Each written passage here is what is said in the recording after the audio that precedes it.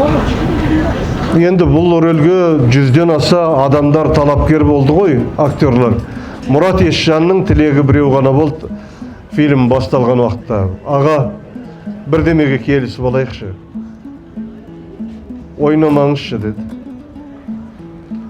Ал актер болып отырып, қаншама жыл театрда рөл жасап келе жатып, киноларда жүріп, актер ойнайды ғой. Мұратау, мен қалай ойнамай рөл жасай алам дебем. Аға, сіз боп, мен боп, тек қана шынайы жасайықшы. Ойын араласып кетпесінші Ақанға.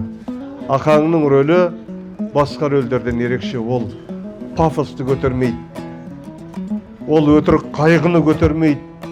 Ақанға тек шынайы келейікші деді. Мен сол тілектің үдесіне шығуға барымды салдым. Мұраттың менің баламмен, немеремен жасты бала, бірақ мені актер ретінде ол жігіт биікке көтерді. Мен одан үйрендім.